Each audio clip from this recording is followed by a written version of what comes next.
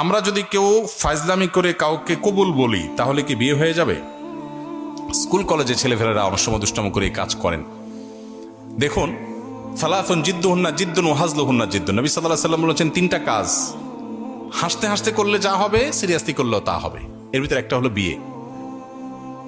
যদি দুইজন সাক্ষীর উপস্থিতিতে, অ্যাডাল্ট দুজন সাক্ষীর উপস্থিতিতে এই কাম করে থাকেন, উভয়ে হাসাহাসি করেছেন, আর নিজেরা শিশু না হন, আপনারাও অ্যাডাল্ট হন, তাহলে হানাফি মাযহাবের মাসআলা অনুযায়ী বিয়ে হয়ে যাবে।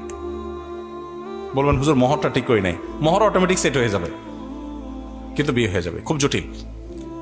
এখন অনেক সময় আমরা ফাজলামি করি, এখন কেউ নাটক সিনেমাতে অভিনয় করার জন্য করছে, সেটাও যদি দুজন সাক্ষীর সামনে করে, ওই ব্যাকল জানে না, যদি আবিয়াত্ত হয়ে থাকে বিয়ে হয়ে যাবে, আর যদি বিবাহিত হয় তাহলে তার কোনো উপায় নেই। তো শরীয়তের এই মাসালাগুলো নিয়ে তামাশা করা যাবে না, এগুলো সিরিয়াস ইস্যু।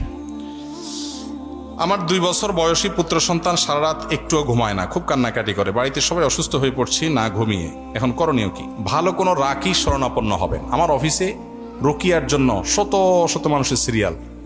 আমি বারবার করে বলি, ভাই আমি কোনো রাকি না, রুকিয়া করা আমার কাজ না, আমার নিজের রুকিয়ার জন্য আমি অন্য রাকিদের সহযোগিতা নেই। আপনি সোশ্যাল মিডিয়াতে রুকিয়া সাপোর্ট গ্রুপ সার্চ করলে অনেক গ্রুপ, অনেক লোক পাবেন যারা ভালো ভালো রুকিয়া করেন, কোরআন হাদিস থেকে রুকিয়া করেন, কোনো শিরকি কাজ ভুয়া কাজ করেন না। জাস্ট এইটুকু নিশ্চিত হয়ে যে কোনো রাকির শরণাপন্ন হবেন।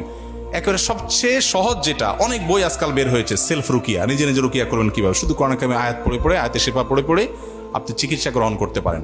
সায়েন্সের এই যুগে, এখানে অনেক সায়েন্সের ছাত্র আছেন, আপনাদের কাছে মনে হতে পারে যে ভাই কোরআন আয়াত পড়বো আর ট্রিটমেন্ট হয়ে যাবে।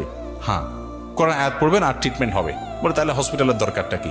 নবী করিম সাল্লাল্লাহু আলাইহি সাল্লাম মানুষ অসুখ হলে তাকে চিকিৎসা গ্রহণ করতে বলেছেন, নির্দেশ করেছেন যে তোমরা চিকিৎসা গ্রহণ করো। এট এ টাইম একজন মুসলমান তিনি আল্লাহর কাছে দোয়াও করবেন। এই রুকিয়াটা হলো পার্ট অফ দোয়া। আপনি দুইটাই সমান্তরালভাবে করবেন। এবং বিশেষ করে এই যে রোগীর কথা বললেন, বাচ্চা কাঁদে অস্বাভাবিক, এটার জন্য যদি আপনি মিরাকল দেখতে চান, আপনি সুন্নাহসম্মত রুকিয়াতে আপনি যান। আমি আপনাকে আল্লাহর উপর ভরসা করে বলতে পারি, আপনি আল্লাহর কুদরত দেখতে পাবেন। আমার জীবনে বহুবার দেখার সুযোগ হয়েছে যে কোরআনে কারিম কিভাবে মিরাকলের মতো কাজ করে।